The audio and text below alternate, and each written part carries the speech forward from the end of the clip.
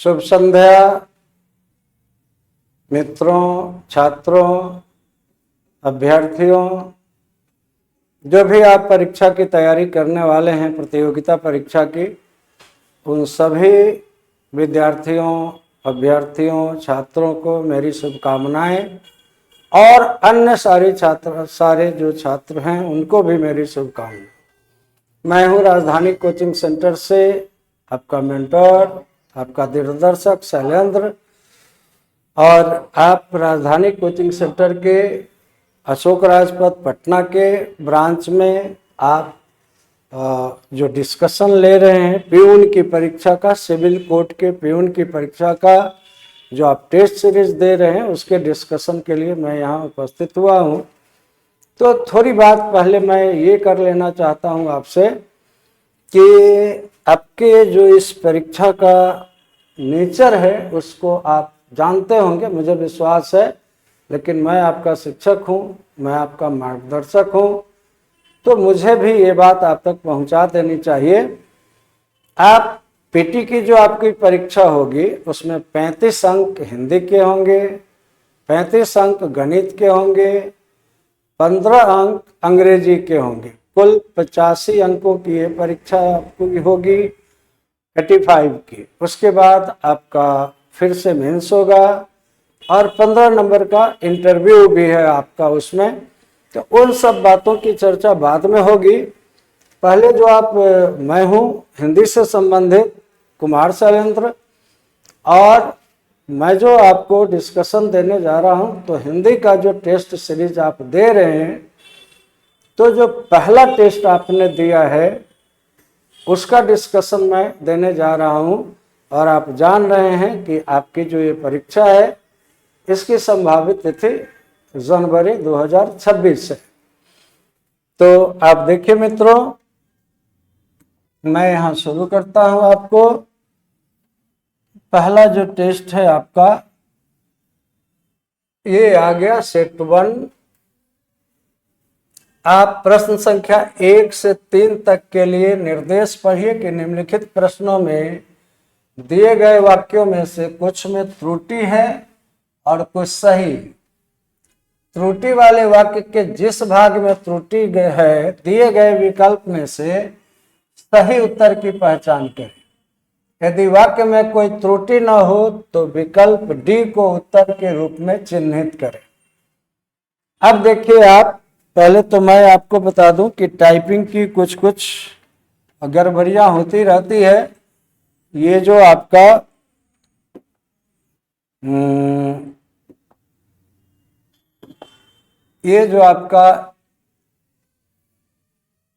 ये चिन्हित शब्द है आपका, ये शब्द गलत छपा हुआ है।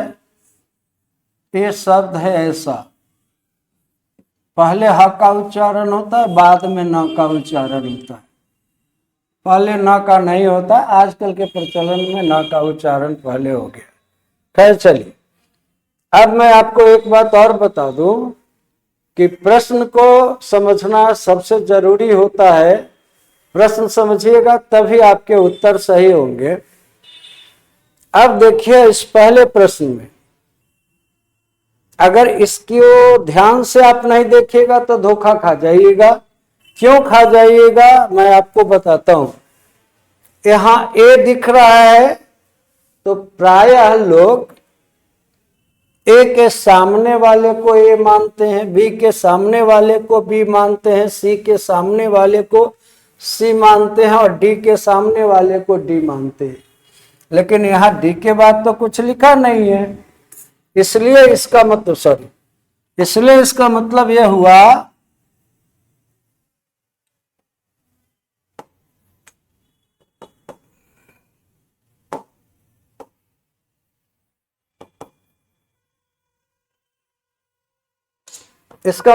हुआ कि ये खंड ऑप्शन ए पहला शुरू है वह है, ऑप्शन 2 ये है, मतलब A, option A, option B, option C, और ये है आपका ऑप्शन डी। तो बहुत संभल कर आपको इसका मतलब उत्तर करने की जरूरत है। प्रश्न को पहले समझिएगा। अब पहला है कि विद्यार्थियों ने प्राचार्य को एक गेंदे की माला पहनाई। आगे है कोई त्रुटि नहीं। तो विद्यार्थियों ने, ऑप्शन ए राइट है। प्राचार्य को, तो ऑप्शन बी भी राइट है। और एक गेंदे की माला, तो यहां गड़बड़ी हुई है, विशेषण का क्रम उल्टा हुआ है। तो यहां होगा बच्चों, इसको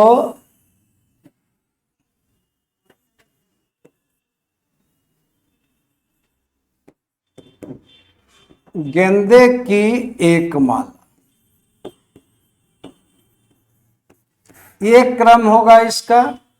तो आप ध्यान दीजिए कि ये ऑप्शन सी है इसका, नहीं सॉरी, माला पहनाई ये तो सी है, डी तो यहां है।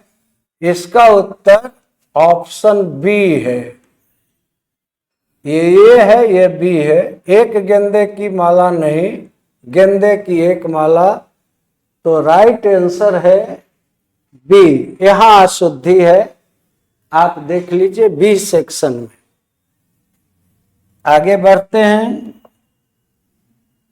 अगर इस क्रम में, उल्टे क्रम में ऑप्शन बनाएंगे, स्लैश स्लैश दिया हुआ है, तो जो ही स्लैश दिया रहेगा तो आप समझ जाइएगा कि स्लैश से पहले वाला ए खंड है, स्लैश से पहले वाला बी खंड है, स्लैश से पहले वाला सी खंड है, और ये यहां डी खंड है। तो इस तरह से ये सी खंड यहां है, बी खंड यहां है, ए खंड यहां है, और डी खंड यहां है। इस तरह से बहुत ध्यान से आप देखें, बहुत ध्यान से आप सिलेक्शन लीजिएगा। दूसरा प्रश्न है, जीवन पथ पर हमें सतत रूप से चलते रहना चाहिए, कोई त्रुटि नहीं। पूरा वाक्य हुआ, जीवन पथ पर हमें सतत रूप से चलने चाहिए। तो जब सतत है तो उसमें रूप से ऑलरेडी लगा हुआ है, तो ये कट हो जाएगा, इसकी कोई जरूरत नहीं है। तो जीवन पथ पर हमें सतत चलते रहना चाहिए, ऐसा वाक्य हुआ। तो ये जो है गलती जो है वो बी में है। बी जो खंड है, यह खंड गलत है, इसका आप ध्यान रखिए। नेक्स्ट, तीसरा देखिए कि सहोदर होते हुए भी मैं कोई भी नहीं और आप सारी पैतृक संपत्ति के स्वामी हैं। अब यह जो है प्रश्न में भी छापने में कोई गड़बड़ी हुई है, मिसप्रिंट हुआ है। जैसे यहाँ दो खंड गलत दिख रहे हैं, कोई जैसे कैसे भी ये वाक्य नहीं बन रहा है। ये वाक्य बनेगा कि सहोदर होते हुए भी आप पैतृक संपत्ति के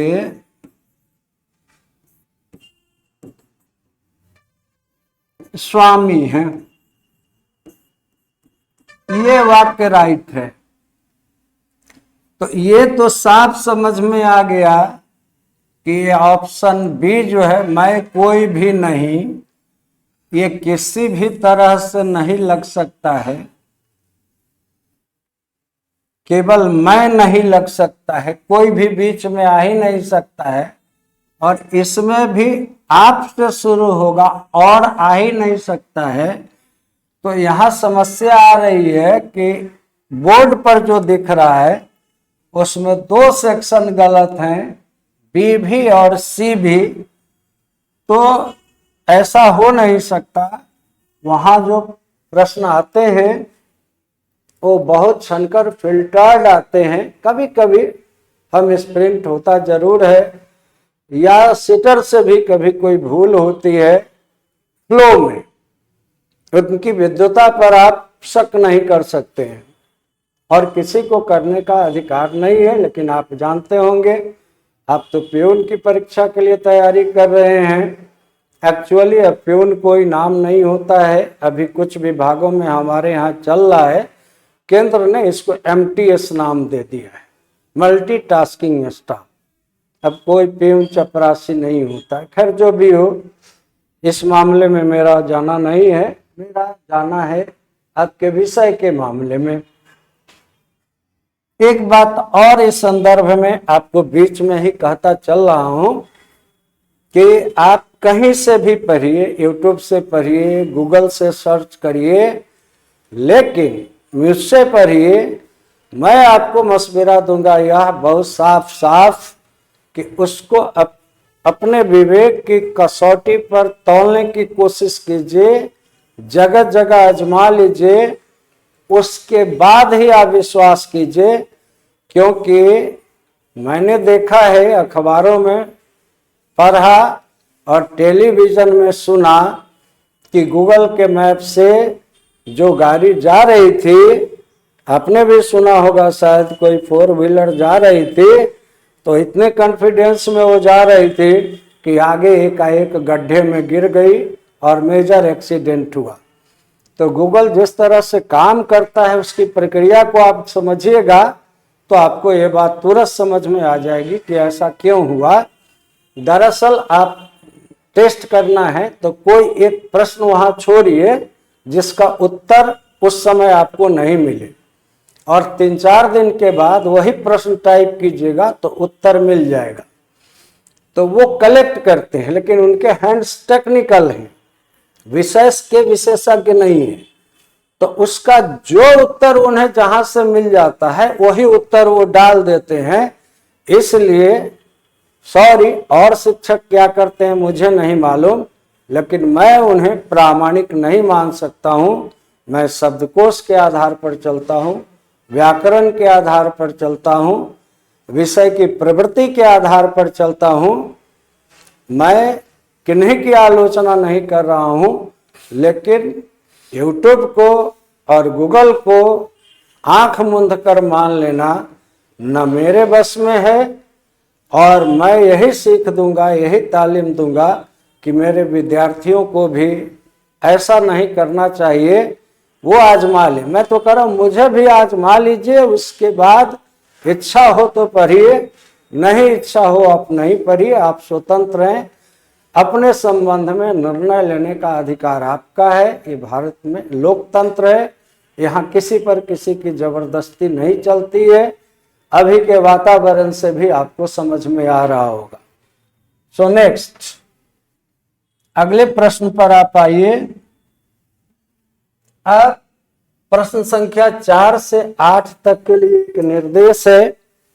अब आप अगर अनुमति दें तो इस बीच में मैं ऐसे चाहता नहीं हूं कि बच्चों के बीच में खाऊं पीऊं, लेकिन चाय मेरी थोड़ी सी कमजोरी है, मैं झूठ नहीं बोलता हूं।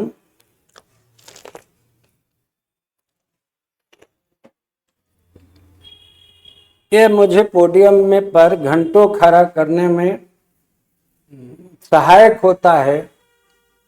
तो यह जानते हुए भी कि यह एक अच्छी लत नहीं है, फिर भी मैं इसका शिकार हूं। आप चाहें तो मुझे क्षमा कर दीजिएगा, नहीं तो दंड भी दीजिएगा, मुझे दोनों स्वीकार है। तो अब 4 से 8 तक के लिए निर्देश पढ़ते हैं कि नीचे दिए गए अवतरण मतलब नीचे, अवतरण शब्द अवतार से बना है, कहीं से अवतरित, जैसे ईश्वर अवतरित होते हैं, और धर्मों के बहुत सारे लोग अवतरित होते हैं, लेकिन साहित्य में अवतरण का मतलब है पैसेज। वो किसी निबंध का, किसी अखबार के संपादकीय का जो अंश दिया जाता है उसे अवतरण कहा जाता है साहित्य में। तो नीचे ये अवतरण दिया गया है, आपको इसको पढ़ना है और पढ़ने के बाद जो चारों विकल्प दिए जाएंगे वो विकल्प बड़े नजदीकी होते हैं, क्लोज्ड होते हैं। तो आपको लगेगा कि ये तो सारा ठीक है, लेकिन अवतरण की आत्मा को आप ध्यान में रखिएगा, उसके थीम को ध्यान में रखिएगा, तब आप ये सही उत्तर कर पाइएगा। सच्ची बात है कि मुझे भी अवतरण जब पढ़ने को मिलेगा तो मुझे भी 2 मिनट सोचना चाहिए और तब उत्तर में टिक लगाना चाहिए, नहीं तो जल्दीबाजी में यह गलती किसी से भी हो सकती है, वह कितना भी विद्वान व्यक्ति हो। तो अवतरण के लिए इसको मैंने पढ़ा है, ये सेट मेरे पास है, उस देखिए, और मैंने यहाँ उत्तर टिक किया है। तो 4 का जो मैंने उत्तर टिक किया हुआ है, अवतरण आप पढ़ लीजिएगा। अवतरण को बहुत दोहराकर मैं आपका समय नहीं लेना चाहूंगा, वीडियो बड़ा नहीं करना चाहूंगा।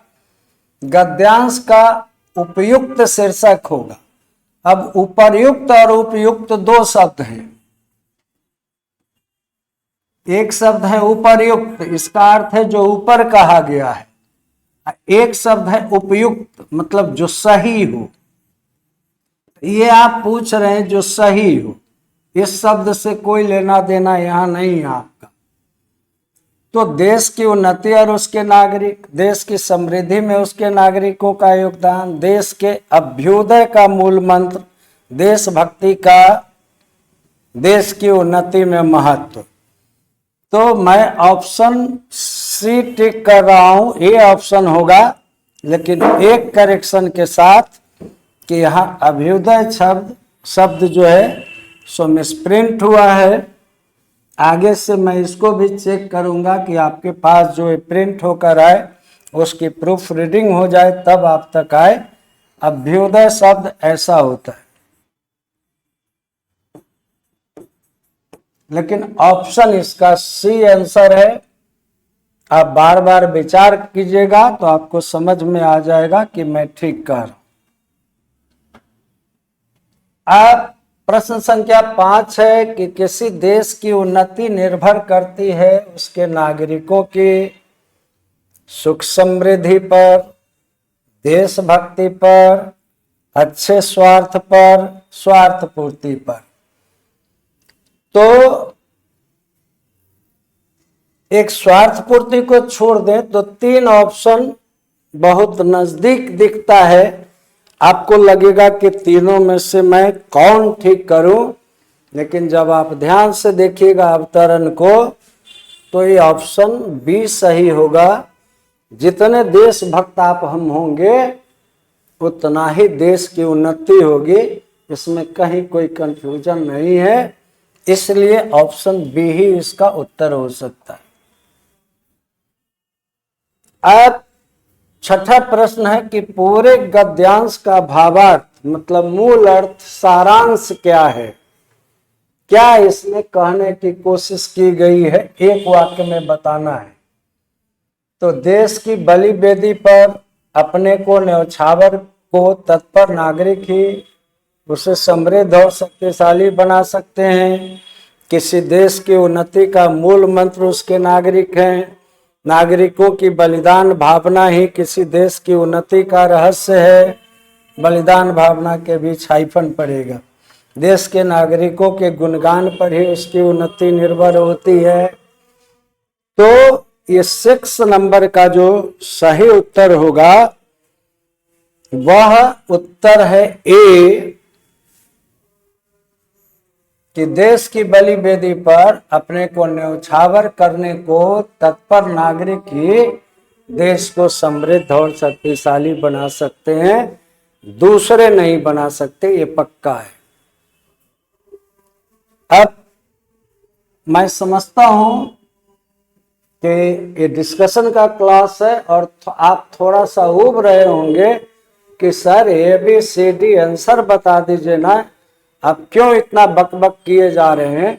तो ABCD आंसर तो आपको उसमें डिस्कशन की कोई ज़रूरत नहीं है, वो आपको उसी साइट पर डाल दिया जाएगा, आप भी मिला सकते हैं, उसमें मेरी कोई तब भूमिका ही नहीं रहेगी।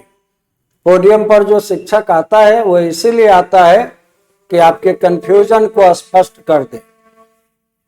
तो आपको अगर ऐसी कोई आपत्ति होगी तो मैं साफ कह देता हूं कि आप मैसेज कर दीजिएगा, तो मैं भी पोडियम पर खड़ा होकर कह दूंगा कि देखो 1 का C हुआ, 2 का B हुआ, 3 का D हुआ, मुझे मेरा समय बच जाएगा, लेकिन उससे आपका कल्याण नहीं होगा। और मैं ऐसी बेईमानी करके नहीं पढ़ाता। तो मुझसे पढ़ना है तो इसी तरह से पढ़ना होगा कि थोड़ा सा मुझे झेलना होगा, साफ साफ सुनना होगा कि क्यों यही हो सकता है, दूसरा क्यों नहीं हो सकता है। अब 7वां प्रश्न है कि देश के शक्तिशाली होने के लिए आवश्यक है उसके नागरिक स्वार्थ रहित हों, हृष्ट पुष्ट हों, देश के नाम पर अपना सब कुछ न्यौछावर करने को तैयार हों, बलिदानी हों। तो सब कुछ न्यौछावर करना और बलिदानी होना, आपको लग रहा होगा कि दोनों बात एक है। तो बलिदानी होना जो बलिदान केवल दे दे, केवल अपना बलिदान दे, या सब कुछ न्यौछावर करने का मन है, तन मन धन बाल बच्चे परिवार सगा संबंधी अनेक, तन समर्पित मन समर्पित और यह जीवन समर्पित, चाहता हूं देश की धरती तुम्हें कुछ और भी दूं। पंडित रामावतार त्यागी जी की एक कविता है, प्रसंग बस आ गई तो मैंने उनकी जुबान में आपको देशभक्ति समझाने की कोशिश की। आप विषय पर लौटिए। प्रश्न संख्या है 7 और इसका उत्तर है कि देश के नाम पर जब अपना सब कुछ न्यौछावर को हम तैयार हों तभी देश शक्तिशाली होगा, अन्यथा कभी नहीं होगा। अब 8वां प्रश्न है कि मुद्रित अंश का आशय है कि, अब एक शब्द मुद्रित हो सकता है आपको अटका भी दे ना भी अटकाए। मुद्रित का अर्थ होता है टाइप, जिसको टाइप किया गया हो, टंकित, टंकन किया गया हो जिसका। तो मुद्रित अंत का आशय है कि देश के नागरिक उसके लिए लड़ने को हमेशा तैयार रहें, अपने क्षुद्र स्वार्थों से ऊपर उठें। देश की उन्नति के लिए आवश्यक है कि उसके नागरिक अपने प्राणों को उसी प्रकार बलि कर दें जैसे बलि वेदी पर पशुओं की बलि होती है। तो ये तो गया, ये तो हो ही नहीं सकता है। देश के हित में अपने छोटे मोटे स्वार्थों पर बिंदी छुटी हुए की बलि देने को तैयार हों। तो ये 8वां जो आपका प्रश्न है, तो यह है कि देश के नागरिक उसके लिए लड़ने को हमेशा तैयार हों, जब जरूरत पड़ जाए देश के लिए सब कुछ करने के लिए। जब हम 24 घंटे और सभी दिन सदैव अहर्निश दिन से रात तक हम तत्पर रहते हैं, तभी देश विकसित होता है, श्रेष्ठ होता है, ऊपर जाता है।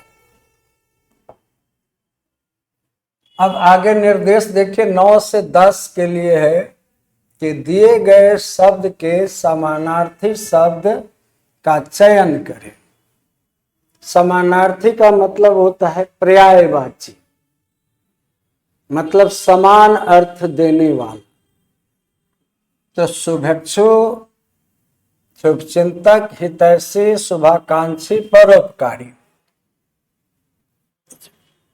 ये चारों शब्द इसके नजदीक हैं यद्यपि, लेकिन आप देखिए जो दूसरे का उपकार करता है वो परोपकारी है, जो किसी का भी शुभ चाहता है वो शुभचिंतक है, किसी का जो हित चाहता है वो हितैषी है, लेकिन शुभेच्छु का एकदम नजदीकी संबंधी है शुभाकांक्षी। आपका शुभ चाहने वाला शुभेच्छु या आपका शुभ चाहने वाला शुभाकांक्षी। दरअसल आपका भी नहीं, तुम्हारा शुभ चाहने वाला शुभेच्छु और तुम्हारा शुभ चाहने वाला शुभाकांक्षी। कहेंगे सर कि तुम्हारा क्यों, आपका क्यों नहीं? तो हमारी भाषा जो है हमारी संस्कृति की फॉलोअर है। जब हम बड़ों का शुभ भी चाहते रहते होते हैं तो हम लिखते हैं आपका स्नेहाकांक्षी, मुझे आपका स्नेह चाहिए। लेकिन छोटों को जब हम लिखते रहते हैं तो हम उसका शुभ चाहते हैं। तो कहेंगे बड़े का शुभ नहीं चाहते, चाहते हैं, लेकिन हमारी संस्कृति में अगर बड़ों को लिख दीजिएगा तो आपका शुभाकांक्षी, तो ये हमारा बरबोलापन होगा, ये अशिष्टता कही जाती है। और हमारी भाषा अशिष्टता को गृहीत नहीं करती है, उसे अपशिष्ट मानती है, छोड़ देती है। इसलिए ये शुभाकांक्षी शब्द प्रॉपर है यहाँ, और कोई तीनों विकल्प में से परोपकारी दूर है, हितैषी और शुभचिंतक नजदीक है, लेकिन इसको जो ठीक ठीक अभिव्यक्त कर सकता है वो शुभाकांक्षी ही है। तो इसीलिए और ऐसे ही ऑप्शन बनाए जाते हैं, एकदम दूर दूर वाले ऑप्शन बनाकर आपको लॉलीपॉप प्रश्न देंगे, ऐसा नहीं है। यद्यपि आपकी परीक्षा के प्रश्न सरल होंगे मैं मानता हूं, लेकिन कम से कम एक मैट्रिक पास स्टूडेंट की जो योग्यता होनी चाहिए, जो समझ होनी चाहिए, उतने भर तो पात्रता आपको रखनी पड़ेगी, तभी कोई आपके चयन करेंगे इस भीड़ भरी दुनिया में। तो इतनी बेरोजगारी में नेक्स्ट वर्चस्व, ये शब्द आपका बहुत जाना पहचाना होगा। ये समाज में भी चलता है, राजनीति में भी चलता है। तो अभी तो राजनीति में, अभी तो जब मैं आपका काम कर रहा हूं तब तक उधर रिजल्ट भी चल रहा है। मैं भी एक सामाजिक प्राणी हूं और देशभक्त हूं, तो मुझे भी उसमें दिलचस्पी है, लेकिन यह काम भी जरूरी है। तो थोड़ी देर बाद मैं फिर से परिणाम सुन लूंगा, सुनकर तो आया ही हूं। तो यहाँ वर्चस्व का इनमें से कोई बहुत नजदीकी नहीं है। बहुत जल्दी आपको सी ऑप्शन पर आ जाना चाहिए। प्राबल्य मतलब अधिकता, अब वर्चस्व मतलब अधिकार। तो प्राबल्य वर्चस्व के बहुत नजदीक नहीं होकर भी यहाँ चारों ऑप्शन में वही नजदीकी ऑप्शन है, इसलिए वही आपको चुनना पड़ेगा। अब निर्देश 11 से 13 के लिए है कि दिए गए शब्दों के पर्यायवाची, 4 पर्यायवाची दिए गए हैं, उचित विकल्प चुनिए। तो जो प्रश्न इससे पहले था वही प्रश्न यह है, केवल नाम बदल दिया गया है। वहां समानार्थी कहा गया, यहाँ पर्यायवाची कहा गया, दोनों बात एक ही है, ये समझ लीजिए। तो ये जो अज शब्द है इसके अनेक अर्थ हैं शब्दकोश में। शब्दकोश में ही नहीं, साहित्य में भी ये अनेक अर्थों में प्रयुक्त हुए हैं। अज मतलब बकरा भी होता है। श्री राम के पूर्वजों में एक ये हुए थे इसलिए मिथिलांचल के लोग मिथिलांचल के गीतों में दशरथ जी को मीठी गाली भी दी जाती है कि आप तो अज के वंशज हैं, बकरे के वंशज हैं। तो यहाँ तो वैसा कोई विकल्प है नहीं, वो मूल जो अज है वो यहाँ है, जो सृष्टि का संभवतः सृजक है ब्रह्मा। और ब्रह्मा भी है कि नहीं, उसके पीछे भी कोई है, ये तो मैं नहीं जानूंगा, आध्यात्मिक लोग जानेंगे। लेकिन यहाँ एकमात्र अज का पर्यायवाची शब्द है ब्रह्मा, और जितने भी पर्यायवाची हैं बहुत दूर हैं, उनका चयन आपको बिल्कुल नहीं करना पड़ेगा। अब यहाँ भृंग का पर्यायवाची आपसे पूछते हैं तो मतंग नहीं हो सकता, मुनि भी नहीं हो सकता। अब श्यामल और मधुप में आप, श्यामल इसलिए कि भौरा थोड़ा श्यामला थोड़ा पीला होता है, तो लेकिन ये चलेगा नहीं क्योंकि वो पूरा श्यामला नहीं होता है। भौरा जो है सो स्वयं मधु बनाता भी है, और समय रहते अगर उसका मधु आप संचय नहीं कर लेंगे तो उसे प मतलब पीने वाला, पी भी जाता है। मतलब समय के बाद जब आप उसके छत्ते को टटोलने जाएंगे तो ड्राई मिलेगा, उसमें मधु होगा ही नहीं, तो कहाँ चला गया, तो भौरे ही अंत में उसको पी लेते हैं। इसलिए वो मधुप है, मधु पीने वाला। मधु देने वाला भी वही है, मधु पीने वाला भी वही है। बड़ा ये आध्यात्मिक तरफ इशारा कर रहा है, लेकिन मैं आपको केवल प्रश्न पर रखूंगा, आप घबराइए नहीं। हाँ, ऑथेंटिसिटी के लिए मैं बता देता हूँ, प्रसाद जी की कविता ही शुरू होती है, मधुप गुनगुना कर कह जाता है कौन कहानी यह अपनी। तो मधुप जो है वो भौरा है। अब यहां है कि इस शब्द का भी पर्यायवाची शब्द ही चुनना है, खनक का। तो खनक है खनने वाला।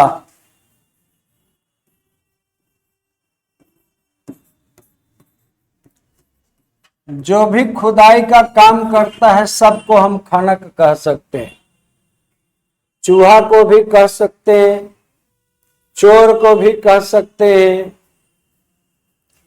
जो सड़कें बनती है उसमें भी खुदाई होती है, सबको कह सकते हैं। लेकिन ये शब्द योग रूढ़ हो गया हुआ है।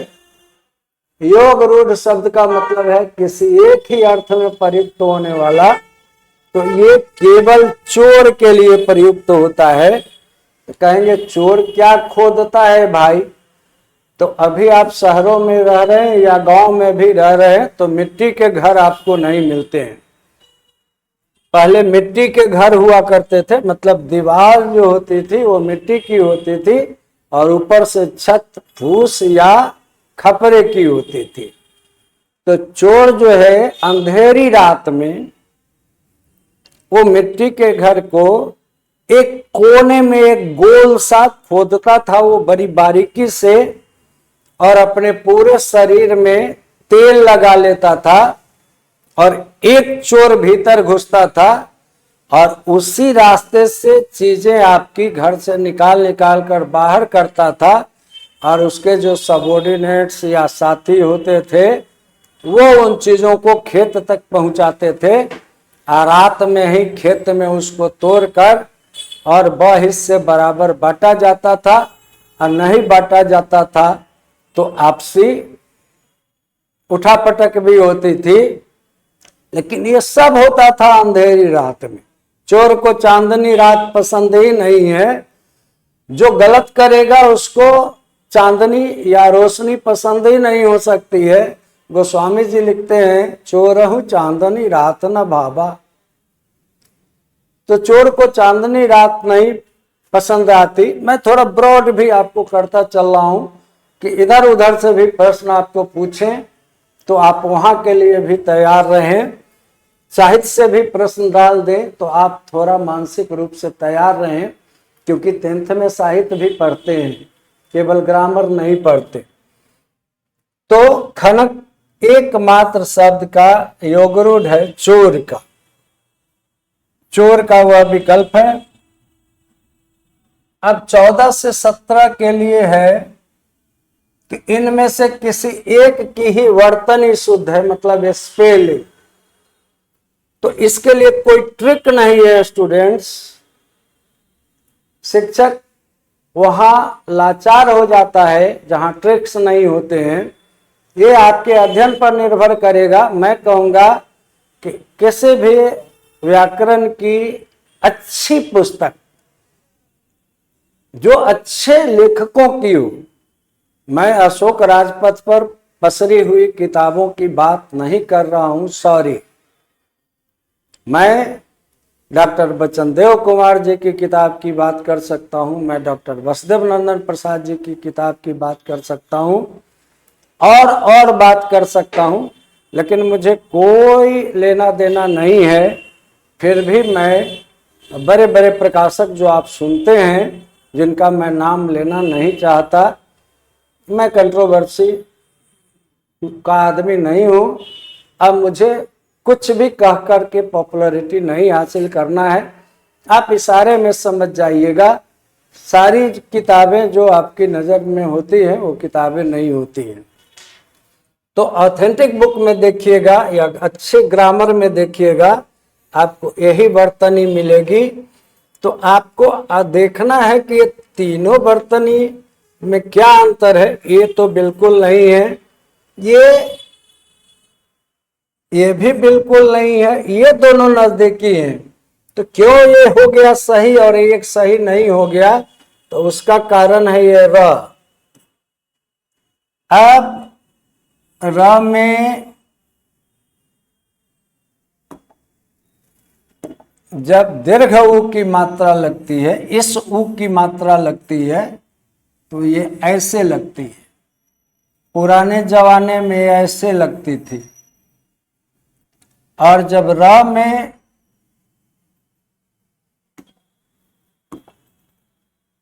इसी र में जब ह्रस्व की मात्रा लगती है, तो वो मात्रा सीधे ऐसे लगती है, गोल नहीं होती है। तो यहाँ आप ध्यान दीजिए, ये गोल की हुई है, ये नहीं की हुई है, तो ये ठीक है। वही ऑप्शन आपको चुनना है, वर्तनी वही सही है, शेष वर्तनियां ठीक नहीं है। अब ये जो 15वां प्रश्न है, इसमें भी किसी एक की ही वर्तनी ठीक है। तो क्यों ठीक है, ये बात मुझे बतानी पड़ेगी आपको। मैं एक ही बार में खत्म कर लेता हूं कि आपको बार बार व्यवधान नहीं है।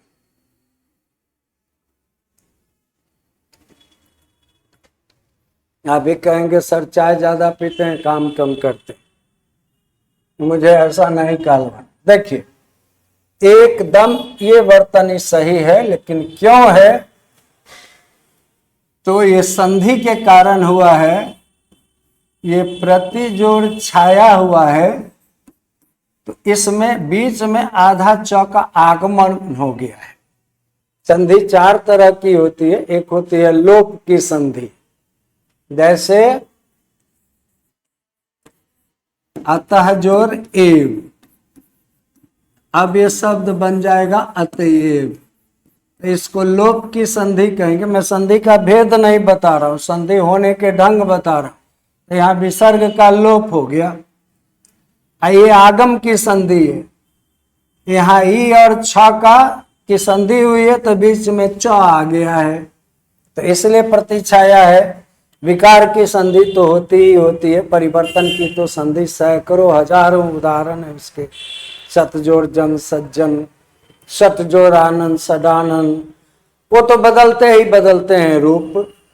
एक प्रकृति भाव की भी संधि होती है, जिसमें वर्ण बदलते ही नहीं, आचार्यों ने उसको संधि मान लिया है। तो मुझे भी मानना ही पड़ेगा प्रकृति भाव की संधि। तो ये क्या है, जैसे इसके बहुत कम उदाहरण मिलते हैं, सूज और अम्ब, तो ये जैसा का तैसा रह जाएगा, जैसा था वैसा ही हो गया, इसमें कोई बदलाव ही नहीं हुआ है। लेकिन आचार्यों ने मान लिया है कि यह संधि है और प्रकृति भाव की है, तो इसको मैं खंडित नहीं कर सकता। लेकिन इसके उदाहरण बहुत कम मिलते हैं। संधि में रूप में परिवर्तन होता ही होता है, कोई वर्ण बीच से लुप्त हो जाएगा, कोई वर्ण बीच में आ जाएगा, और दो वर्णों के मेल से विकार मतलब परिवर्तन तो होगा ही होगा। विकार की संधि सबसे ज्यादा होती है। अब नेक्स्ट,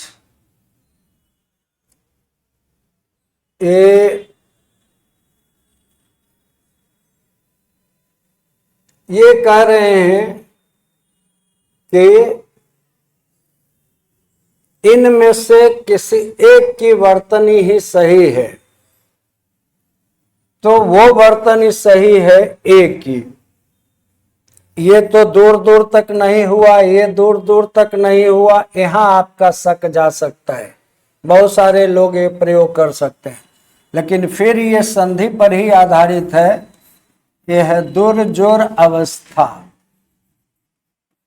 मतलब बुरी अवस्था।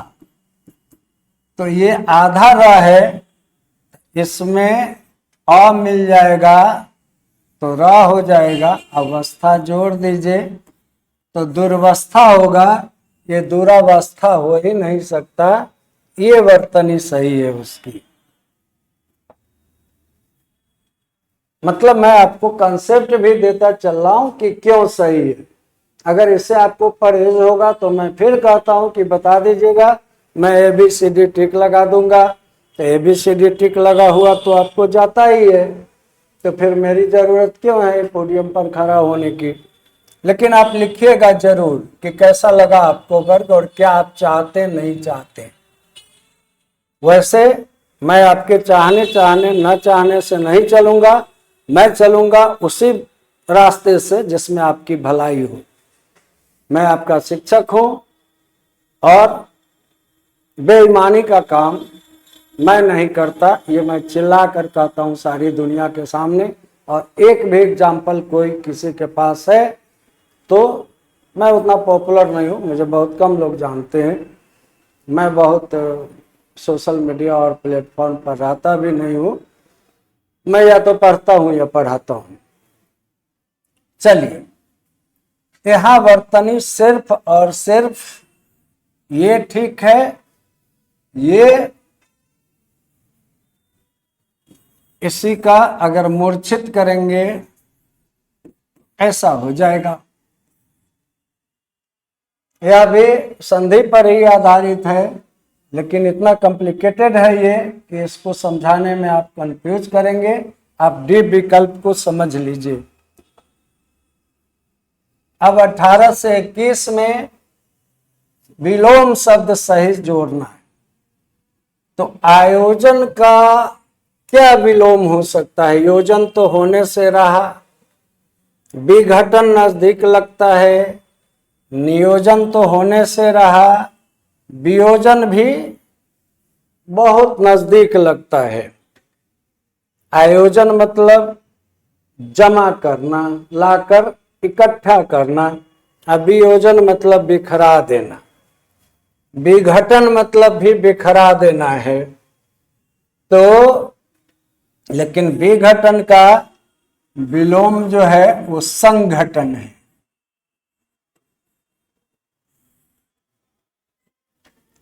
और आयोजन का विलोम वियोजन ही है।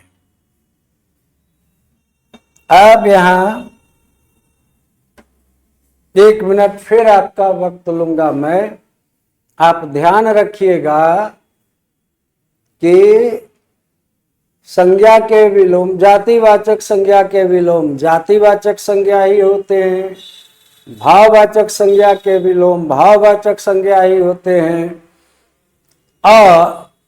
संज्ञा ही होती है, और विशेषण के विलोम विशेषण ही होंगे।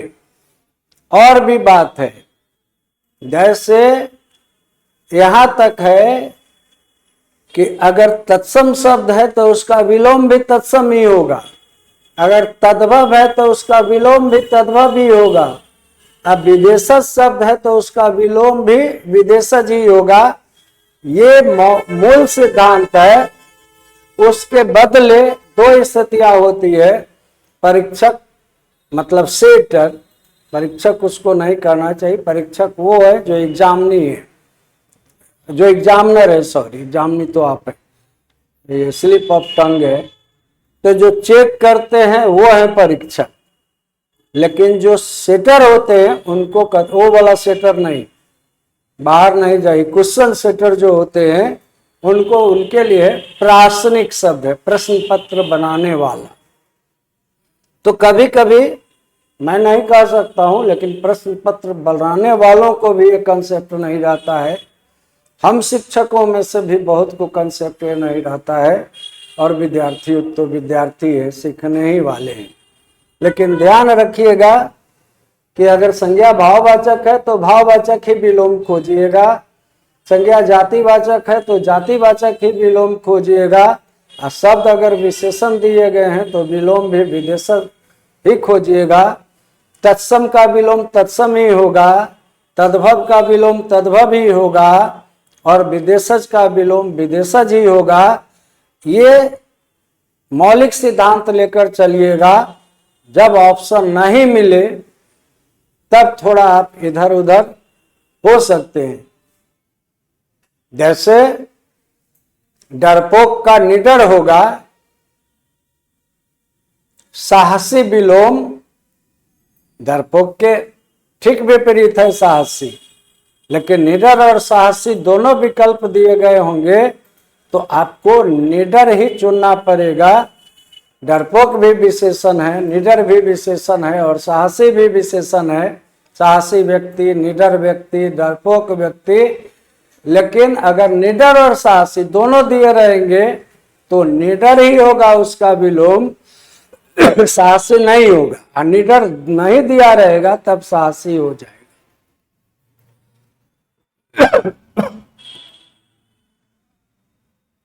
अब 18 से 21 दीजिए। देखिए नीचे दिए विकल्पों में से सही विलोम शब्द चुनिए। तो तृषा का विलोम कहते हैं। तो कोप मतलब तो वो एक तरह का गुस्सा है, क्षुब्ध होना। लोलुपता जो है वो तृषा का ही पर्यायवाची है। मृषा जो है वो अलग ही शब्द है, उसी से मिलता जुलता शब्द है। यहाँ विलोम शब्द डालना है। ये तृषा का मतलब होता है तृष्णा, ना मिटने वाली इच्छा।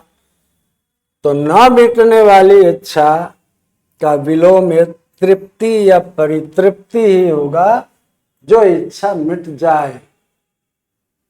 ऐसा बहुत कम होता है कि कोई इच्छा मिटे, लेकिन बड़े बड़े महात्माओं, मतलब सो कॉल्ड नहीं, सच्चे जो महात्मागण होते हैं वो तृप्त हो जाते हैं, आनंद रहते हैं। दृष्टि में भी वो बहुत प्रसन्न रहते हैं।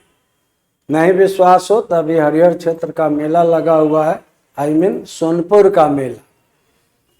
तो आप गंगा किनारे चले जाइएगा, पहलेजा तरफ, देखिएगा कि छोटे छोटे टेंट लगे होंगे और उसमें कुछ साधु संत लोग होंगे जो नंगे बदन होंगे, जाड़ा आ रही है तो भी, और वृष्टि पहने होंगे, और ढेले वाले खेत में वो केला का पत्तल बिछेगा, उस पर चावल डाला जाएगा। दाल ऐसी पतली रहेगी कि वो बहकर पत्तल से और चली जाएगी ढेले में, जमीन में। थोड़ी सी सब्जी रहेगी, थोड़ा सा राम रस रहेगा, मतलब नमक, और वही खा के वो इतना खिलखिलाते हैं जितना हमारे बड़े बड़े भाईजान बहुत कमाकर नहीं खिलखिलाते हैं। तो जीने का अपना अपना ढंग है। तो तृप्ति बहुत नसीब वाले को मिलती है, ये सामान्य शब्द नहीं है, लेकिन तृषा का विलोम यही तृप्ति ही है। सो नेक्स्ट, 18 से 21 यहां भी विलोम ही चुनना है। तो जो नष्ट हो गया है उसका विलोम सृजन या सृजन ही हो सकता है, बाकी नजदीक कोई है ही नहीं, तो इसमें डिस्कशन देने की कोई बात नहीं। अब यहां संत शब्द है।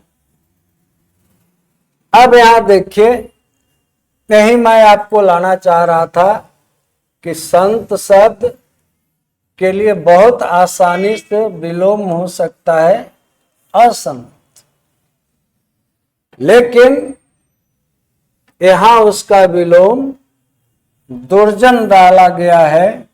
निर्दय नहीं होगा, कुटिल नहीं होगा। ये परिव्राजक भी एक तरह के संत ही होते हैं जो घर द्वार छोड़ देते हैं, तो ये दुर्जन है।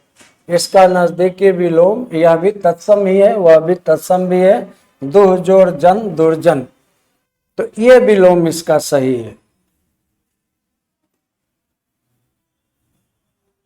अब 22 से 23 में है कि ये लोकोक्ति जो है इनका सही अर्थ कौन सा है। तो काठ की हाड़ी बार बार नहीं चढ़ती, तो सीधा सीधा यहां आ जाइए। छल कपट का व्यवहार हमेशा नहीं चलता, बाकी कोई नजदीकी विकल्प है ही नहीं, तो मुझे नहीं लगता है कि आपको इसमें कोई कंफ्यूजन होना चाहिए। तो जहां आप खुद क्लियर रहेंगे वहां मैं लंबा नहीं करूंगा उसको। जैसी बहे बयार पीठ तब तैसी दीजिए, तो इस सीधा सीधा अर्थ यहां दिख रहा है कि समय का रुख देखकर ही काम करना चाहिए, नहीं तो परेशानी में पड़ जाते हैं। जिधर हवा चलेगी, जिधर से हवा चल रही हो, पूरब से चल रही हो, तो आपकी पीठ पूरब रहेगी, तो हवा आपको आसानी से पश्चिम की ओर ले जा सकेगी। लेकिन पूरब की हवा आ रही है, पश्चिम की हवा आ रही है, आप पूरब से सीना तान कर चलिएगा तो आपको हवा उड़ा कर भी ले जा सकती है। तो बहुत सारे लोग होते जो बयार के पीछे अनुगामी नहीं होते हैं, उधर पीठ नहीं करते, वो सीना तानते हैं, लेकिन वो होते हैं देशभक्त, वो होते हैं बड़े नायाब लोग। यहाँ लोकोक्ति ये श्रमिक समाज की देन होती है, समाज की व्यवहारिकता पर आधारित होती है ये लोकोक्तियां, इसलिए सामान्य आदमी परिस्थिति के अनुसार ढलते हैं, इसलिए यह अर्थ उसका स्वीकार किया गया हुआ है। ठीक है। अब 24 से 26 तक के लिए देखिए कि इन मुहावरों के 4 विकल्प हैं। तो अंडे का शहजादा, तो इसका विकल्प है अनुभवहीन व्यक्ति।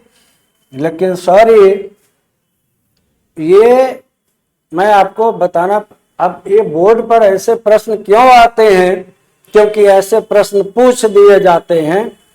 लेकिन सच्ची बात यह है कि मुहावरा लोकोक्ति जो बहुत प्रचलित नहीं है उसका कोई महत्व नहीं है। वो सामान्य समाज की देन होती है, वो विद्वान की देन नहीं होती है। मैं एक मुहावरा अपने मन से चला दूंगा और आपसे अर्थ पूछूंगा, तो ये बेमानी है, किसी काम की चीज नहीं है। लेकिन आजकल गूगल आ गया, बहुत सारे यूट्यूब चैनल आ गए, कोई कोड़ा है कौन है, उस पर लोग गढ़ गढ़ कर डाल दे रहे हैं। और हमारे प्रासनिक बंधु, सॉरी टू से, वहाँ से वो प्रश्न लेते हैं, अच्छी किताबों से नहीं लेते। क्यों नहीं लेते हैं? उनसे तो मेरी कोई मुलाकात नहीं है कि मैं पूछूं। लेकिन ऐसा जब वो पूछेंगे तो ऐसे ही आपको उत्तर देने होंगे। अगला है अंतरपट खुलना। ये बहुत ही प्रामाणिक मुहावरा है और बहुत प्रचलित है, तो ज्ञान प्राप्त होना इसके लिए है। नेक्स्ट, अक्ल के पीछे लठ लिए फिरना, ये बहुत ही प्रचलित मुहावरा है। तो सीधा सीधा अर्थ है मूर्खतापूर्ण कार्य करना। और कोई नजदीकी विकल्प होता तो मैं डिस्कशन देता। अब इनके लिए एक शब्द की मांग कर रहे हैं वाक्य खंडों के लिए। तो बीता हुआ का जो सच में जो वाक्य खंड है उनका वो है अतीत, लेकिन यहाँ तो उनमें कोई है नहीं, तो यहाँ जो है जो बीत गया वो विगत है, तो ये अर्थ उसी विकल्प सही होगा। अब 27 से 29 देखिए, इनके लिए भी एक शब्द ही माना गया है। इसको वाक्यांश कहते हैं, वाक्य खंड कहते हैं, अनेक शब्द कहते हैं, और उसके बदले एक शब्द देना है। तो जो अच्छा बोलता, चारों पर विचार कर, जो मीठा बोलता है, जो कम बोलता है वो है मितभाषी। मित मतलब कम, कम बोलने वाला मितभाषी है।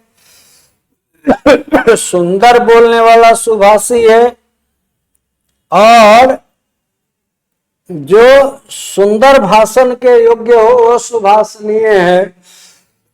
लेकिन जो अच्छा बोलता है तो बोलने वाला वक्ता कहलाता है, और अच्छा शब्द के लिए सु आया है, तो ये सुवक्ता होगा।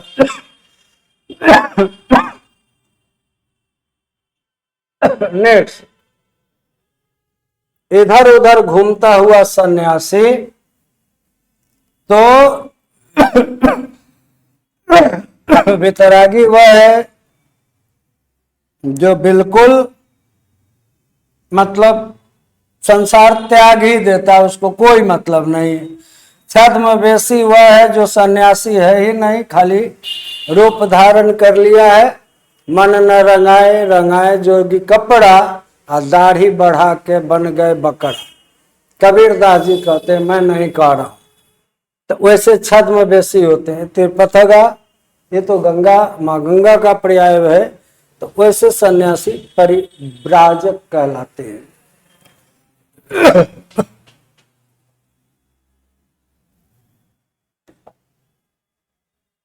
अब 30-32 के लिए है निर्देश, 30 से 32 तक के लिए कि संधि के प्रकार का चयन कीजिए।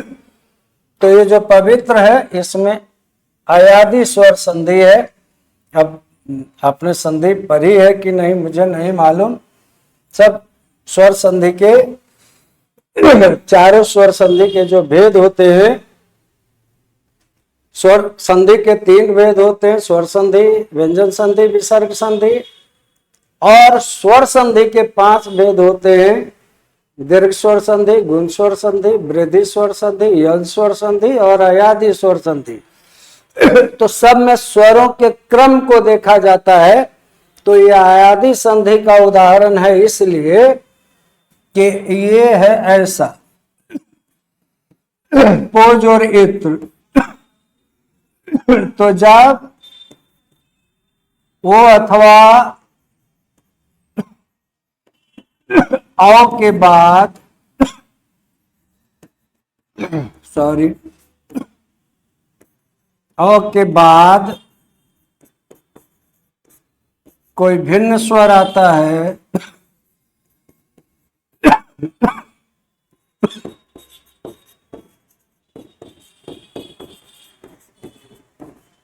तो ओ का हो जाएगा अब, औ का हो जाएगा आब। तो ओ के बाद भिन्न स्वर आया हुआ है इत्र। तो अब जांच कर देखते हैं, ये है पो, इसके ओ को निकाल लिए तो ये आधा प बच गया। तो ओ का हो गया अब, आधा प जोड़ अब, और उसके बाद है इत्र, ये अब है, हलंत से है। ऐसा क्रम हमको मिला है। अब इसको हम व्यवस्थित कर ले, स्वर के साथ जोड़ दें। आधा प अ को जोड़ेंगे तो प हो गया। आधा व मतलब स्वर रहित व्यंजन स्वर से मिलते हैं तब हल हटता है, तो वाई का ई हो जाएगा, वी हो जाएगा, त्र। मित्र। तो इस तरह से आपको समझना होगा स्वर संधि, व्यंजन संधि। व्यंजन संधि और विसर्ग संधि में नियम होते हैं, स्वर संधि में केवल भेद होते हैं। तो उनके भेदों का वर्णक्रम आपको समझना होगा। अलग से मैं एक डिस्कशन क्लास दूंगा संधि पर। तब मैं यहाँ एक बार ही बोर्ड पर लिखकर आपको दिखला दूंगा कि कहाँ दीर्घ स्वर संधि होगी, कहाँ गुण होगी, कहाँ वृद्धि होगी, कहाँ यन होगी, कहाँ अयादि होगी। एट ए ग्लांस, एक नजर में आप जब तक नहीं देखेंगे, लाख समझाने पर भी वो बात आपको समझ में नहीं आएगी।